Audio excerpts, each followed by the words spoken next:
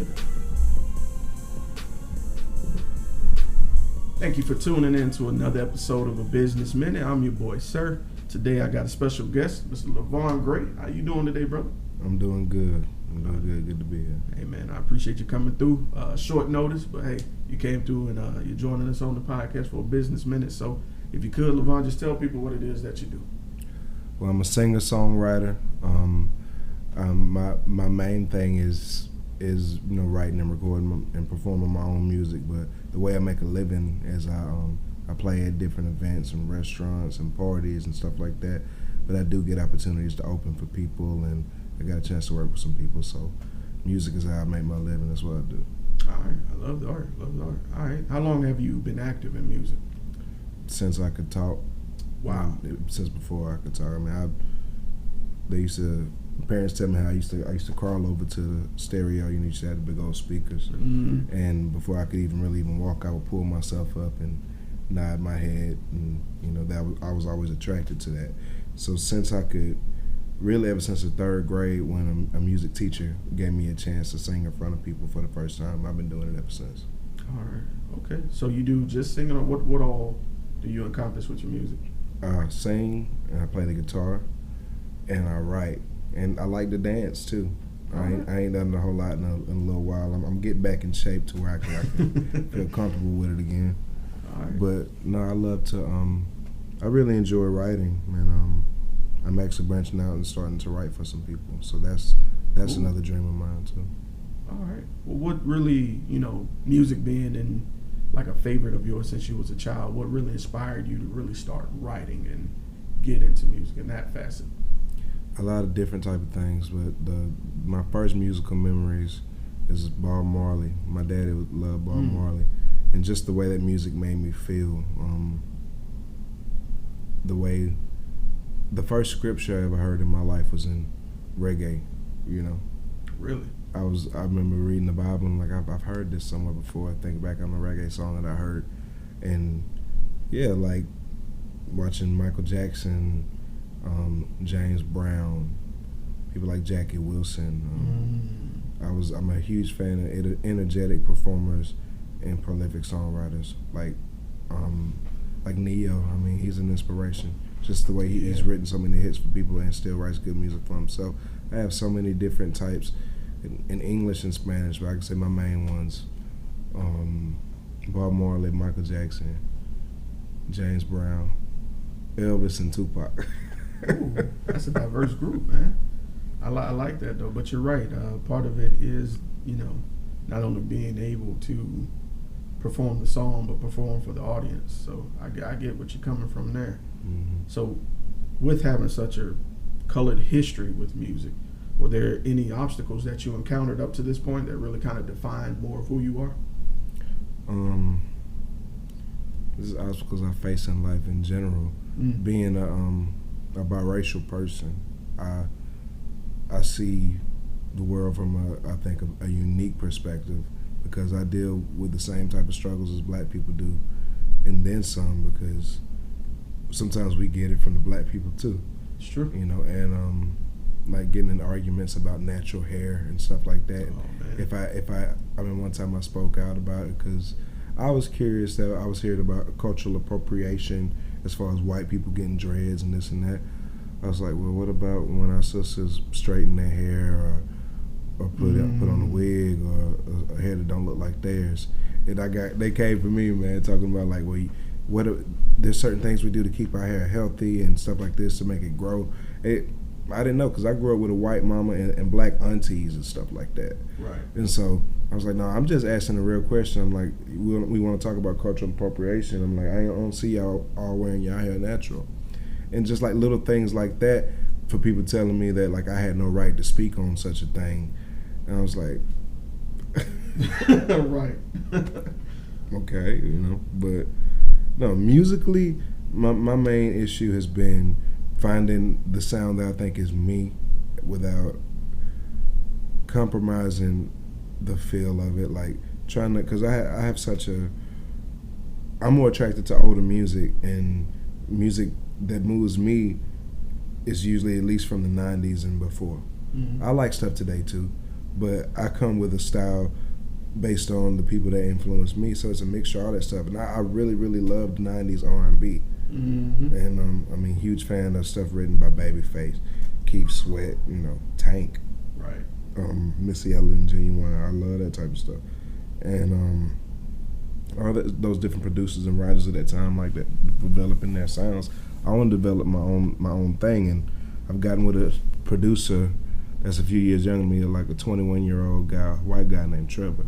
And I think that what I found with him is he is a nice translator of my music to help me bring it into 2019 in front of crowds that are black and white or whatever, my age and college and high school too, because I'm 28. So I'm in a world where kids are running everything. But then again, you got people in their 40s on top too, like 2 Chainz and stuff like that. So it's like finding my place now. It's not necessarily a cultural thing, more so because people like me are more accepted now.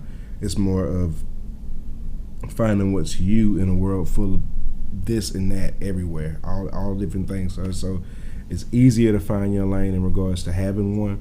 It's harder into picking one when you got so many.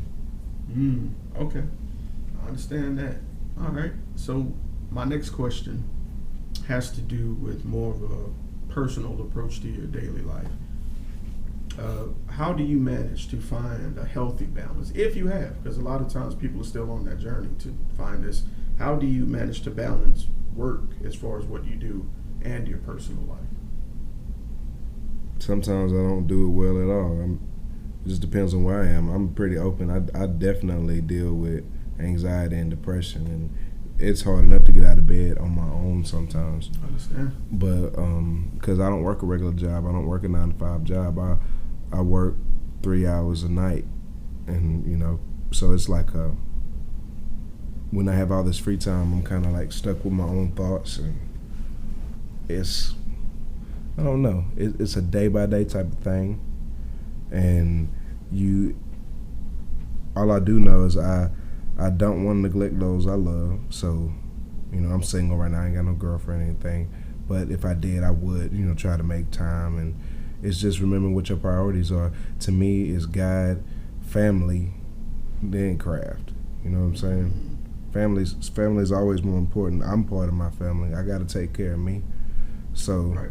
I got to remember, why I do what I do in the first place. And that just kind of keeps things in perspective. And when I'm feeling like I don't feel like going to a gig, I'm like, well, that child support ain't gonna pay itself.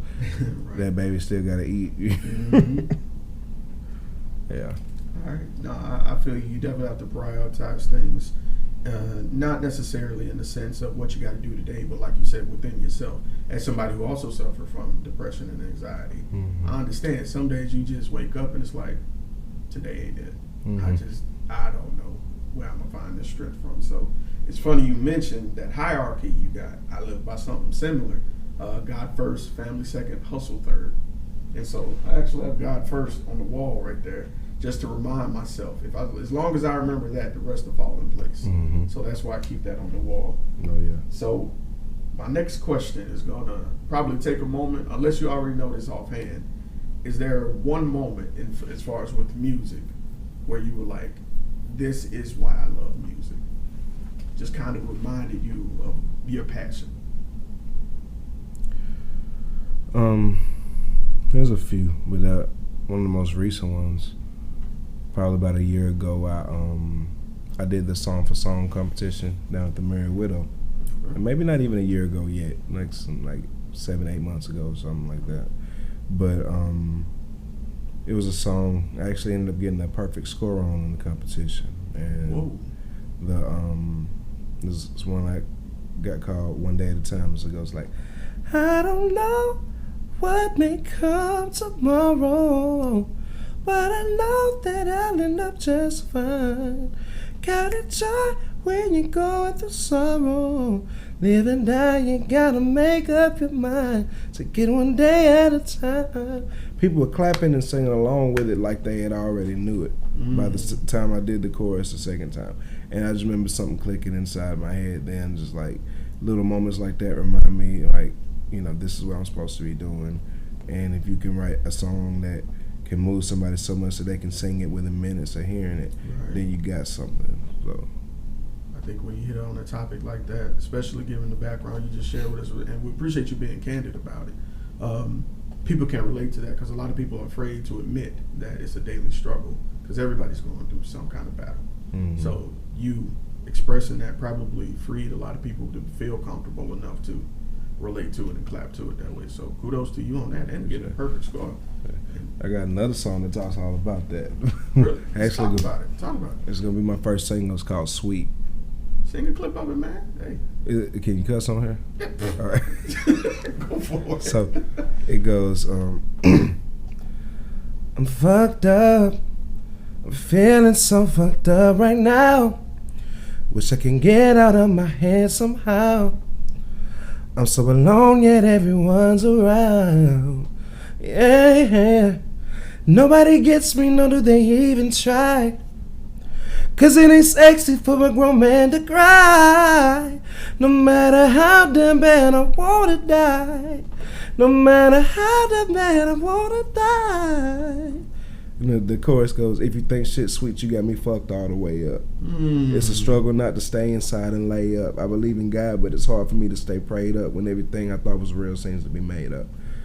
So it's talking about how, you know, I lost my sister to suicide a few months ago. I'm sorry. And I wrote this one. I appreciate it. I wrote this one not long after that happened, and based on how I felt and the stuff that I knew she was going through mentally before she passed away. And she, I mean, talk about PTSD. A woman that's seen everything. She saw everything. She was 39, and but if you know her, if you really got a chance to know her, you met her, you would.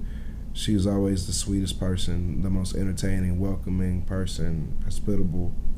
And it's always people that can light up a room that can oftentimes deal with the most terrible depression and self-image and self-worth.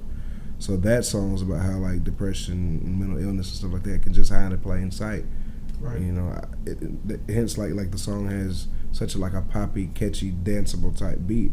Folks are like, hey.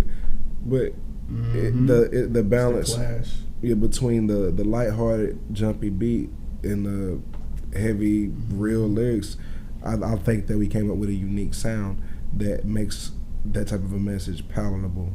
Right. It makes bittersweet. Yeah, I definitely got that vibe. Wow.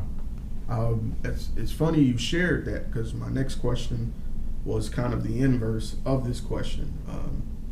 Did you ever have a point where you felt you wouldn't be successful in music? And if so, you know, who or what changed your mind? I had them points like at least once a week, you know. But I had to remember that, first of all, I'm miserable doing anything else. I gotta remember that I love this regardless of how far I've gotten or not. And, you know, trust, I've only been at this seriously, professionally for 2 years. I've done it professionally for a long time, but as my main source of income, 2 years. And actually stepping out to finally feel like I can be myself, you know, because I just struggle with that growing up in the church. And, you know, and we didn't come from a church family. I asked my mom to take me to church because I guess I was spiritually aware, very interested in the music at the time. I wanted to be in church. So I would beg my mom to take me to church, and so I forced myself under teaching that did help me live a better life, gave me a better quality of life, and really changed the way I saw things. But now I feel like because I'm not necessarily pigeonholed into a certain genre or style or anything, I feel like I can finally say what I want. I can dress how I want. I can speak how I want, and not worry about offending somebody because this is actually expression. Right. So I finally, for the first time in my life, you know, it took me 28 years to feel like I can be free to express what I want to feel, what I want to say, who I am, who I was, who I want to be. And so there's been moments that, you know, when, let's say, I auditioned for American Idol recently. Oh, and I haven't talked to a lot of people about it lately, but I was posting about it because I did a video audition, and they chose me to come through to the second round. So I got there already on the second round in a very short line. So I was one of the first people they listened to that day. And they seemed very impressed. And when I told them my story, they seemed very impressed with that as well. So overall, I got the notion that I would end up at least being able to audition for the executive producers to get on TV. Right. And other people are getting phone calls that gave them the same information that I did, that did interviews with them, and I didn't get a phone call. So finally, I got an email the other day, last week, telling me that they decided not to move forward with me after all of that. And I made it through 3 rounds. And so it was discouraging, even though I knew that that wasn't the only thing, that I was doing. I knew a lot of people were going to ask me about that and were going to be disappointed if I told them that they actually finally decided no on me. But I understand it's a TV show and they have their reasons. It was my last year that I could try, and I did it, and somehow I still was able to stand out among a bunch of people. So I'm not angry. And on the same day, I got a call from my buddy that I write songs with saying that an A&R from Atlantic Records had just heard one of our songs and liked it. So it's always something, you know what I mean? Right. Like every time I have those moments where I'm just like, man, there's always some other iron getting put in the fire. So the only way you lose is if you quit. That's true. That's true. All right. Well, my next question is more what I call the long-term question. Where would you like to see yourself as an artist in the next 1 year, 3 years, and then 10 years? Where I see myself as an artist in the next 1 year is actually have music that's generating a buzz. Because for the first time, I'm actually releasing a body of work, 10 tracks, and in a year, people are gonna know my music, and so much so that I'll be performing. I believe that. I believe my life is about to change in the next year or so, because all I know is all it takes is the right person hearing this stuff. It's true. I believe in it that much, and I believe in myself that much that I just know what I'm supposed to do. So. And so within a year performing, and you're hearing some spins on the radio, and within 3 years, you're gonna see me at award shows. I genuinely believe that. You're gonna see me at award shows, doing, selling records and doing all the stuff that I always dreamed about doing. Might take me a little longer than it took some people, but I had to make up my mind. And so 3 years, real success, and 10 years, really setting my family up for success, being so accomplished in a business aspect. I want to be able to know how to deal with that type of income and learning how to let my money work for me and my family and change out my family history. I expect to be a completely different person in 10 years in regards to where I'm at intellectually, financially, career-wise, everything. I think it's interesting that you said intellectually first. That lets me know that it ain't about the money. No. Because it's more about growth. I can make hell of money and lose it all overnight. You know what I'm saying? It's true. One trip to Vegas, It's true. You're absolutely right, man. I was watching, I had never watched The Wire before. Never. And I just saw a clip, and it was an actor who said, nobody owns money, there's only spenders. And that really clicked with me. Why focus on something I'm not really going to own, but your own art, your own passion, that's something that's attached to your name. It will be timeless. It will immortalize you. So that makes sense. I appreciate you confirming that for me without even, you knowing it. So this is actually my last question. And this has been a relatively smooth interview. I was hoping we'd take more time in it. But the scariest thing you can do is what you did. Took that leap of faith on yourself. To cast everything aside and say, no, this is what I'm supposed to do, and really go through with that. The hardest thing about it is that first step. What words of encouragement would you have for the next person who's afraid to take that step because, they're nervous? Well, if you're afraid to take that step, just think about how miserable you are right now not taking that step. And the worst that can happen is that you try and you fail. At least you know you tried. Now, it would be better if you try and you fail and you keep trying. But, at least you know that you tried and you stepped out there and you didn't just live so mediocre and accept things as they were, that you just sat still and let life come to you. So if at the end of the day I die broke and unsuccessful, I died doing what I love to do, and can't nobody take that away from me. That is no regrets. Hey, best way to live. Well, brother, I wish you the best. Given what I heard today, I could tell success is in your future. I'm claiming it for you, brother. I appreciate it. I really appreciate meeting someone that takes their craft as serious as I do with mine with this podcast. So, bro, thank you for taking time out the day. Hey, I better see you on like BET something in like the next few years. I'm like, oh man, I interviewed him first. You gonna see videos dropping online in the next month, man, and it's gonna start from there. So I'm excited about all of that. Listen, I'd be more than happy to have you back, brother, to link up. By all means, please shoot me a link to your music as well, so I can share with the people that's watching and listening. If anybody wants to get in contact with you via social media or any method you may use, the only thing I try to stay away from is phone numbers because weirdos. But how can someone get in contact with you? I'm on Facebook, Instagram. I'm on Twitter, but I ain't on Twitter. You know what I'm saying? Instagram, Facebook, Levon Gray, LEVONGRAY. And I'm a pretty recognizable face. You see me, you're going to recognize me if you see my picture. And my email, levongraymusic@gmail.com, LEVONGRAYmusic@gmail.com. All right. Well, if you're watching the video, I'm pretty sure you've seen the graphics pop up with that information on there. If you're listening to it, it's included in the description. And this has been Sir Levon Gray. Thank y'all for tuning in. That's it, bro.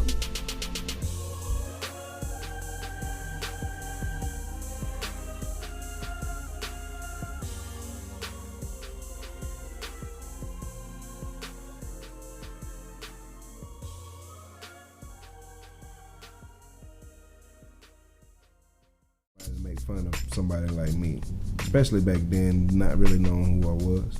So, like, it just little petty things, you know. So somebody start teasing you, and after a while, you don't like it. You don't like them. So I'm just like, fuck that guy.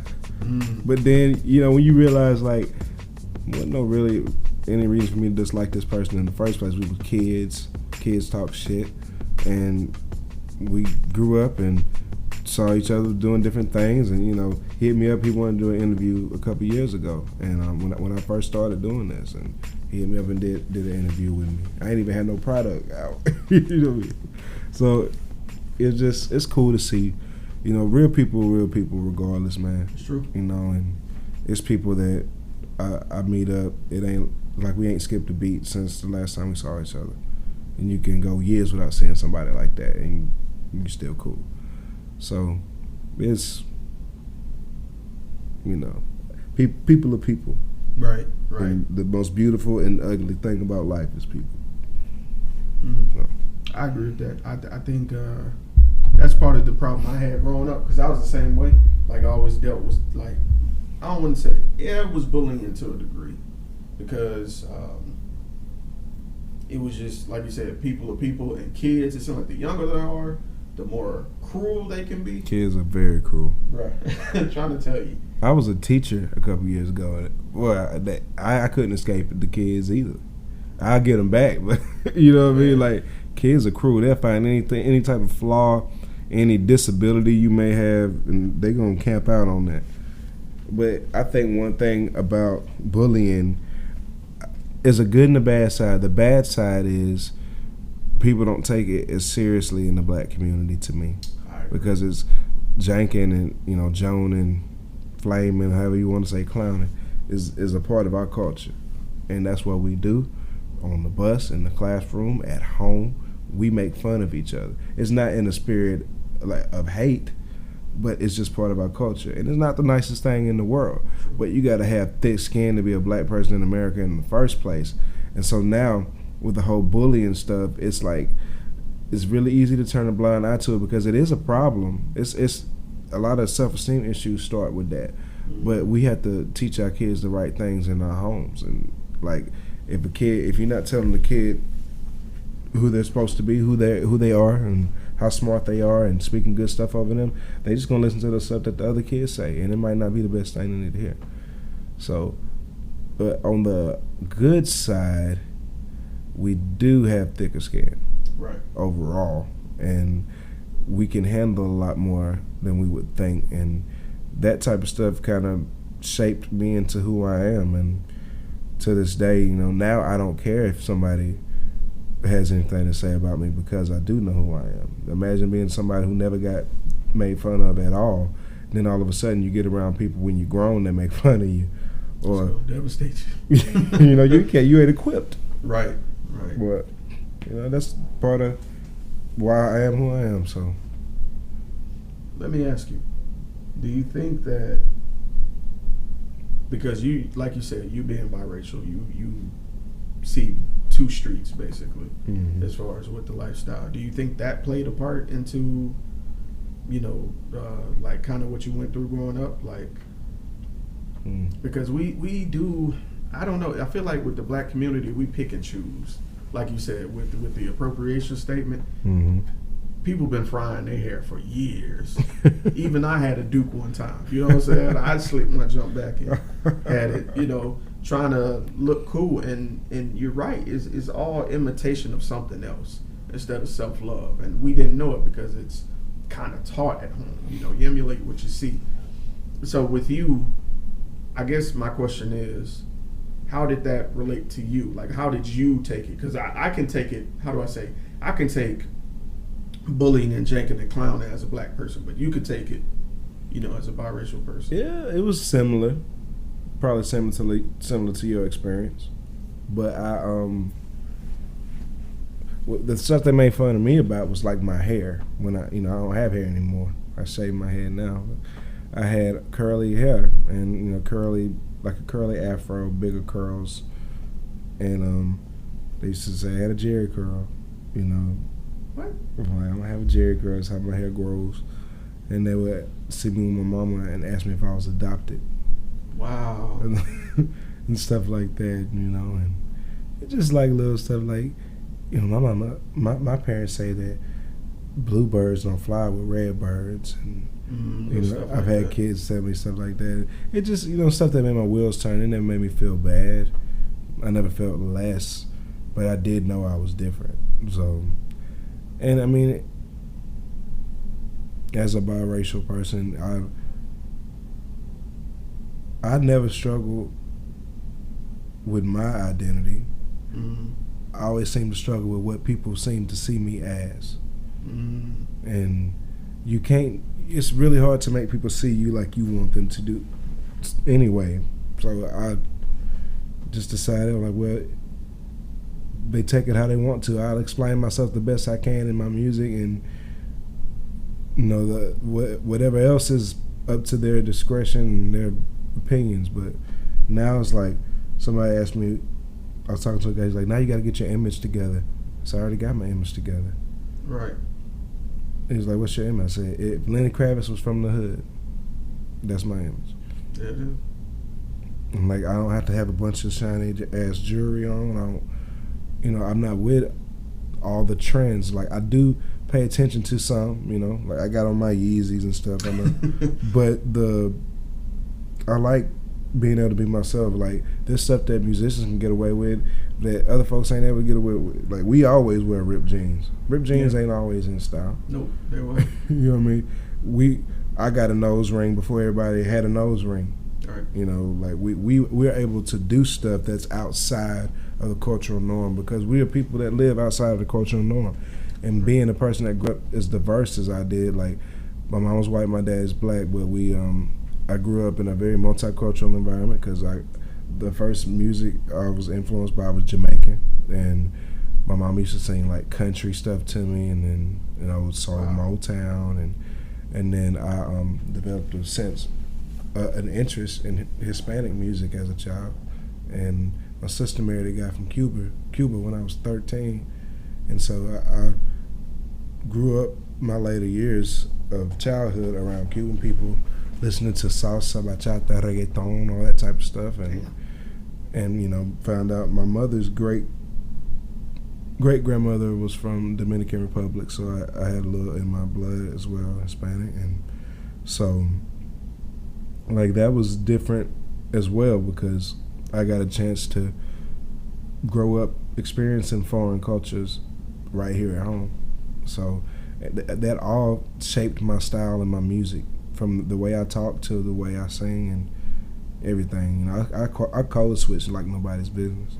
And it's not something that I do on purpose. It's just because I've learned to be an adaptable person. So I think that comes along with that tough skin statement we was talking about earlier.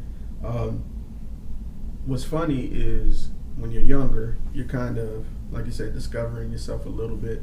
And I think, and I want to make sure I say this the correct way, I think with you having such a diverse childhood, you became a journeyman more at life and your art at a higher pace than we do. Because I didn't discover I like other genres of music besides rap and R&B until I got to college. I didn't, bruh. When someone would come to me, it was like, "Hey man, Linkin Park," I'm like, "Bro, get that shit out of my face." Like, until I got to college, and I met my best friend who's from Indianapolis, was like, "Look, listen to this track." And I think the first song I ever listened to was "In the End," and I was like, he was like, "Forget the guitars and stuff. Just listen to what he's saying," and it stuck with me. And that's when I went from alternative to regular rock, from rock to metal, from metal to like orchestral. Like I found different genres of music, you know, based on that, and it shapes my ear now, because now I can pick out samples like nobody's business. Like, and it's funny, all these samples that people are rocking to now are from lanes of music that they have no business, you know, knowing. But how would they know unless they? Somebody was saying that banjo sound on Old Town Road was from an old rock song. I can't remember. I can believe it. I can believe it. You're gonna make me do my research and find out and give you that answer. Yeah. Nah, and man, speaking of, like, now that you brought that up, all the shit that dude's getting, and all he did was come out. All he did was make a song that he wanted to make,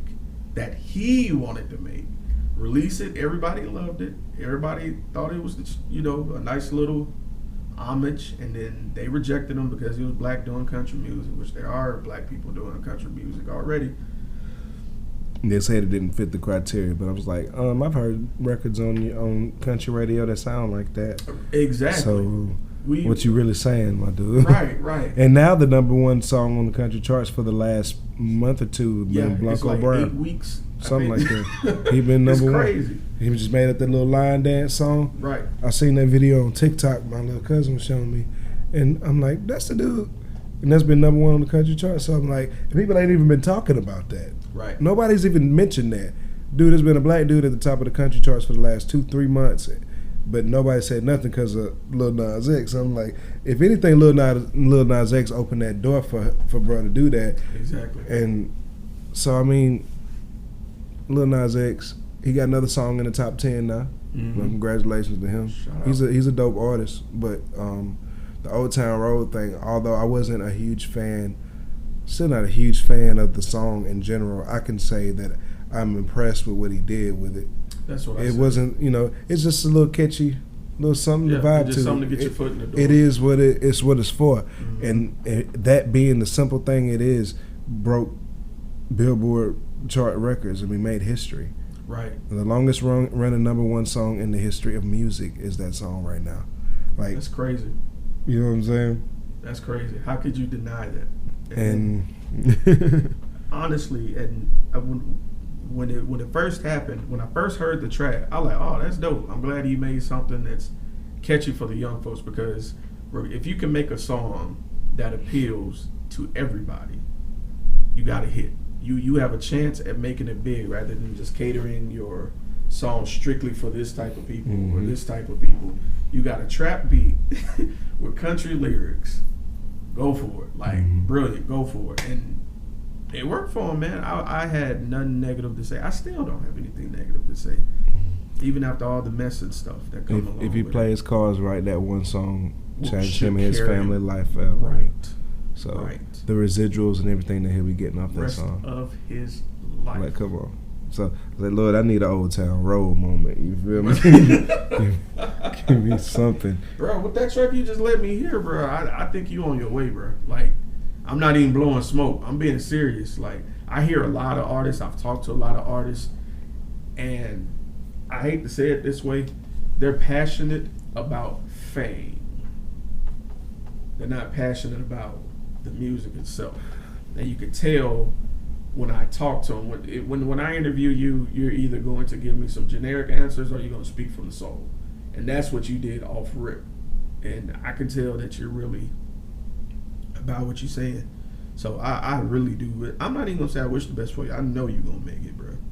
So only thing I ask, when you do, just be like, shout out to 2020 Podcast. You know, go holler at them, holler at Sir. I got you. That's all I ask, man.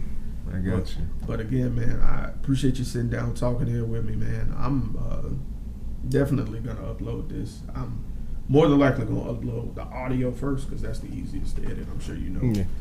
The video will be up probably within a week. And what I usually do is Wednesdays is like a day I put out trailers. So I'll take a snippet of the video, put something cool to it, and tag you to it and share it. And once it's up, you just share it everywhere, man. But we are. If you need me to email you in the MP3s, I will. If you, I don't know if you can download it from SoundCloud or not. I don't know how that works. It depends on your settings. You have to enable that. I'll check it out though. All right. So, because that's why I do my podcast through the SoundCloud and through everything else. Okay. But we on SoundCloud, iHeartRadio, Spotify, what else? Google and Apple Podcasts. Have you done that stuff? Mm-mm. You haven't? Man, look. Are you a pro member on SoundCloud? I was. I understand that answer. I recently had to resubscribe. I totally understand that answer. Well, if you do it again, get your RSS feed. You know what that is, right? RSS feed, if you go pro, they provide you a link to your channel. Okay. Your RSS feed is what you submit to iHeartRadio, Apple, Google, and they upload. Every time you upload, it goes directly to them without you doing a damn thing. A podcast? Podcast, music, whatever. Really? Yes. RSS feed. Look it up. Matter of fact, I'll send you the info. That way, anything you upload, you're already there. You know what I'm saying? All you gotta do is just update the picture. Bam.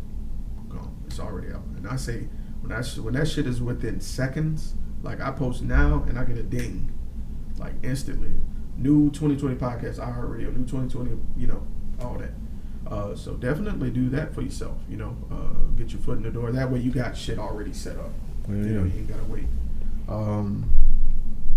That's really it, bro. I've been trying to get my ducks in a row lately. Like, but my main problem over the last couple of years is I hadn't had the product to give to people. I understand. Now I actually have a body at work. I'm gonna start getting some flash drives and just giving some stuff out for free, man. Because I ain't trying to worry about making money. Have you ever heard of media cards? Media cards. Let me show you something. My co-host showed me this. I got 4 co-hosts, and we always brainstorming about stuff. A media card is kind of like a small gift card. Mm-hmm. It's a code on the back of it. People take it. They can buy it from you, or you can give it away. They put in the code, go to the website, download the song. And you can just hand it out with the flyer, or it could be the flyer itself. Not expensive at all. Not expensive at all. I got your phone. I'm gonna save your phone number, but I'm gonna send you a link about media cards.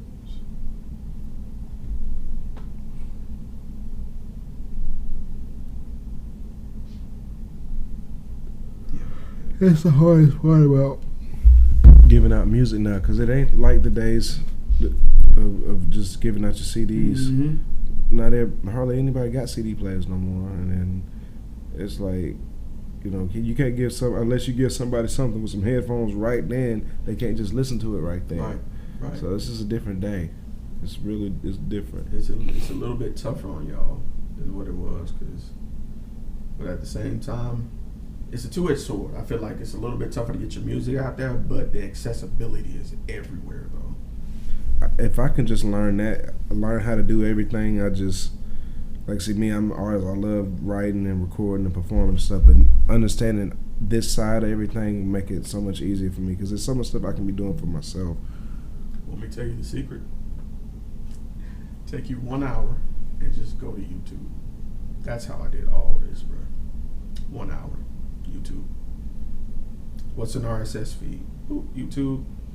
1 million videos. Find the shortest one. Click it and just do it that way, bro. I think because I get what you're saying.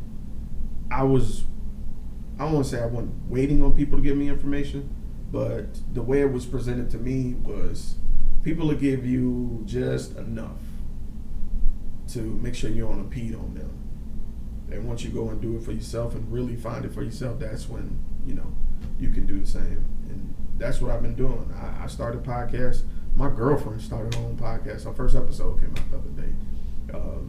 Me and Malcolm collaborate on stuff. I actually want to get up with you so we can do a round table about music, if that's all right with you.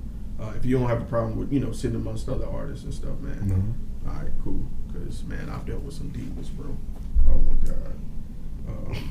I'm serious, man. It's just complain about everything. But there's some stuff about me that's stereotypically musician and some stuff that's not. I ain't nothing but a Christian hippie that like to play music. You know what I'm saying? That's it. You make it sound like it's a simple box, but your boxes are spread the fuck out. To me, it's a simple box because I can easily explain it. Right. But I guess it don't make as much sense to other people. But yeah, like I said, I'm a pretty simple person. I don't have a whole lot of hobbies, man. All I do is music. Ain't nothing wrong with that, though. So, and I love to meet people that do it. I ain't got no problem with that. Right. Oh, this is my mother. Let me make sure she don't need it right. Go ahead. I don't know about that. Hello? Good afternoon. I was just finishing up this interview with somebody. Hey, man. All right. All right.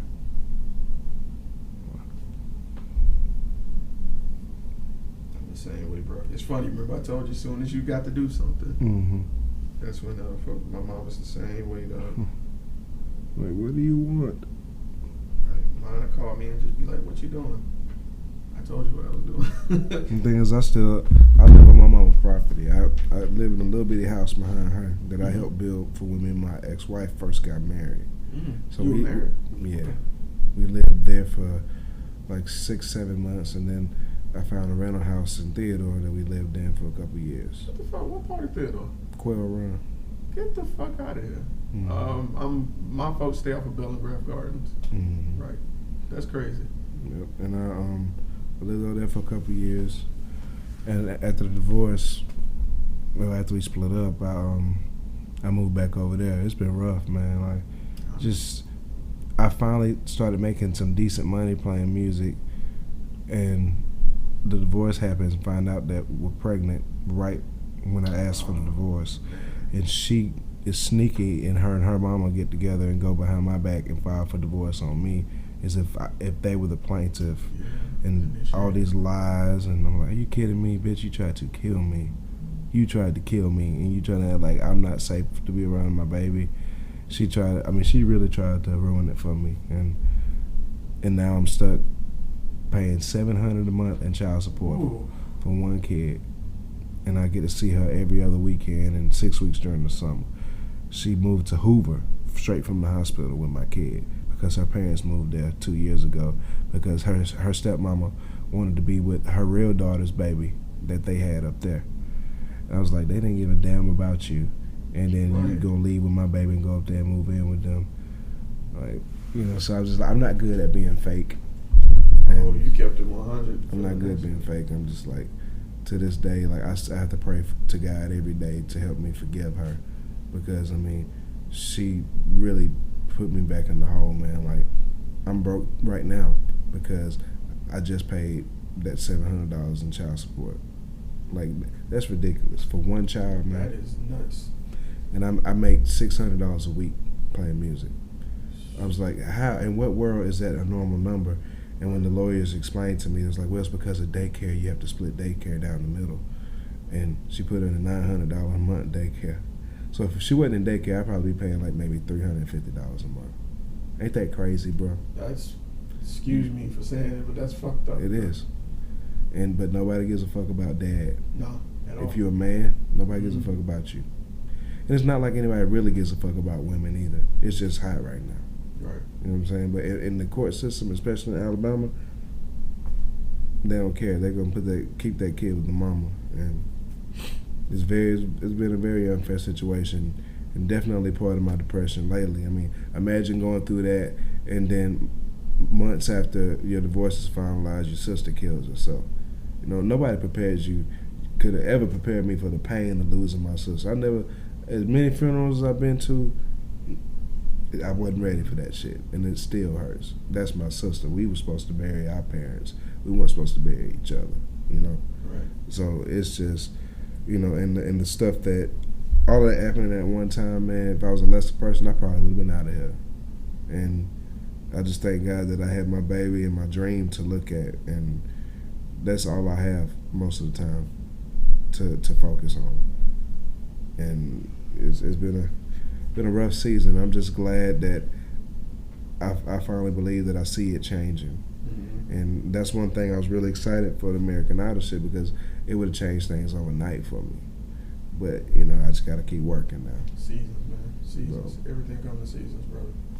But just trying to understand that life ain't fair. And, you know, sometimes I really wake up angry. I'm like, I would really like to go do something tonight, but I can't because I have no money. Why? Oh, because I just sent everything I got to a woman that ruined my life. You know what I'm saying? Right.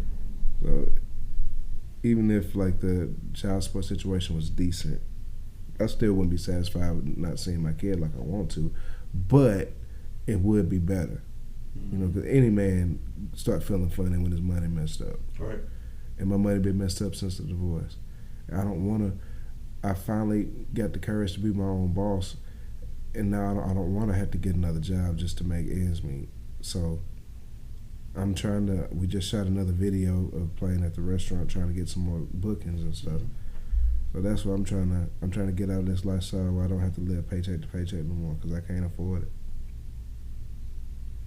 I understand. Now I got a gig tonight. Where you playing? San Miguel and Theodore. Okay. Man, that's tough, bro. But I feel like out of that type of pain, you have a story that only you could tell, that a lot of people can relate to. You know, I feel like you're gonna be able to draw from that. You know, it'd be the most painful shit that you take the most time with and draw something beautiful out of. You know. Yeah. Man. Want to see my daughter? Yeah, man. I didn't want to ask because, you know, people and shit. No, that's all good. Fucking Nah, weirdos. I still show off my baby like. How old is she? She's 14 months. Oh, man. Oh, she's fucking adorable, bro. What's her name? Marley. Oh. She's adorable, bro. Did you just get a text too? I did. That was weird, huh? Simultaneously, huh? Yeah. Oh, there's somebody else liking the page. You found that video. Man. Yeah, if you... Okay.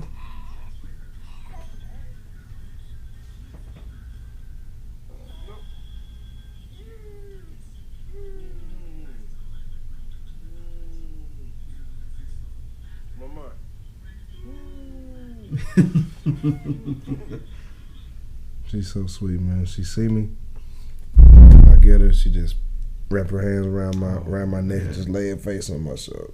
You'd think she was with me all the time, man, for real. They talk about like a father and daughter's bond. Mm-hmm. I don't know if you got any kids, man, but that shit is real. That shit is so real. Like you can't even explain it. I only see her every other weekend. When she see me, she'll never whine about leaving her mama. Wow. She just, as soon as she see me, she smiles. Mm-hmm. as soon as she see me, she ready, you know. And like it make it worth it, man. I was about to say, I know that makes it worth the while, bro. Shit. I hate them situations. I got a partner that's on the other end of what you're going through, bro. He went through a horrible divorce, same as that situation. And I don't know what it is about a divorce that makes folks' parents try to manipulate shit too. That don't make sense to me at all. And knowing, like, and her stepmama warned me about her, you know, when I was about to marry her. And so you have no idea what you're getting yourself into. And if y'all get a divorce and she's not coming back here. And all this shit. I'm like, well, I wish you would have stuck to your guns, man. Like, but it's like, you know, like, because she gave up her first child. She has an 11-year-old child. She's 31. And she's been married before me. And she gave him up at 2 months old because she wanted to be in the streets doing drugs. And so, and she's been supposed to pay child support at least $200 a month for him since he was a kid. She hadn't paid it in 10 years. So technically, her ex-husband could put her in jail if he wanted to. Right now. And she act like she don't know that. She don't know that me and him are cool. Oh. Wow. And he was like, bruh, he's like, you don't make enough money to pay that much fucking money for anybody. It's like, how the hell she expect you to live? Like, that's cold, man. He's like, what you need to do, he's like, you need to stop paying the full amount and just give her a sob story that you just ain't got it. It's like, and if she tries to threaten you, I'm gonna threaten her. I was like, yeah, but then again, I pay my shit through the state, and I don't want them to come after me. Yeah, because they will. I'm just like, bro. So I'm gonna see if I can file to get lower, man. But that really is like been the really hardest part of my life lately, that child support. And really, all my money is going to is paying for daycare. Right. And that's crazy. Majority of it. Yeah. But, see, now you see why I gotta make it, man. Yeah. You got something to drink, man? I can get some water. Appreciate it. I'm gonna step out here and smoke this black. Oh, you good, bro? Tobacco, a bad habit, man. Hey, I recently quit about a year ago. I picked it up during the divorce